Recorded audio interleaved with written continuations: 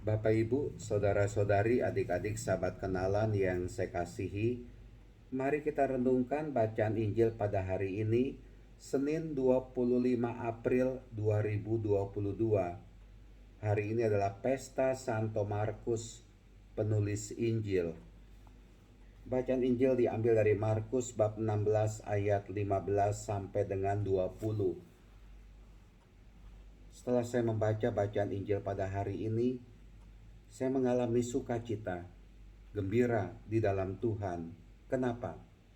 Karena Tuhan Yesus dalam pesan yang terakhir dari dalam bacaan Injil hari ini mengatakan dengan jelas, kalimatnya begini: siapa yang percaya dan dibaptis akan diselamatkan. Kita adalah orang-orang yang sudah dibaptis. Kita adalah orang-orang yang sungguh percaya kepada Tuhan Yesus. Kita adalah orang-orang yang memberikan hidup kita sepenuhnya untuk Tuhan Yesus, mengikuti Tuhan Yesus, menjadi murid Tuhan Yesus, menjadi pengikut Kristus. Dan mari sampai akhir hayat kita menjadi pengikut Kristus yang setia.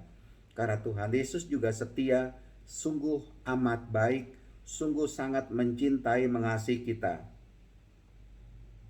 Karena kita dibaptis, maka utuhnya kepercayaanku kepada Tuhan Yesus tidak disangsikan lagi.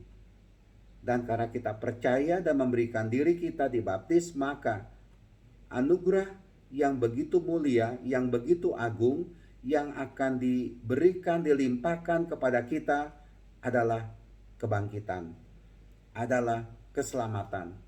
Kebangkitan atau hidup kekal itu syarat dengan arti keselamatan. Kita diselamatkan. Dan saya percaya di dalam Tuhan Yesus saya akan diselamatkan. Saya tidak bisa menyelamatkan diri saya sendiri. Dan juga saya tidak bisa menyelamatkan Anda. Yang bisa menyelamatkan kita adalah Tuhan Yesus. Yang bisa menebus kita dari segala dosa, kesalahan kita adalah Tuhan Yesus. Yang membuat kita bisa masuk ke dalam kerajaan surga adalah Tuhan Yesus. Ingat, kita sebagai manusia, katakanlah, sebenarnya tidak layak masuk surga. Begitu banyak dosa, kesalahan yang kita lakukan, menumpuk itu. Entah kita sadari, entah kita tidak sadari. Bukan hanya dahulu, kemarin, saat ini pun bisa saja kita berbuat dosa. Bahkan saat-saat mendatang, hari-hari mendatang, kita pun pasti masih banyak berbuat dosa. Itulah dia kelemahan kita. Tetapi di balik kelemahan kita ada sosok pribadi yang adalah Tuhan Yesus yang menguatkan kita, menguatkan Anda, yang menebus kita, menyelamatkan kita. Maka dari itu pertama-tama, mari kita sadari rahmat kasih Tuhan kepada kita dan akhirnya mendorong kita, menguatkan kita untuk lebih banyak, lebih bersuka cita berbuat kasih daripada berbuat dosa.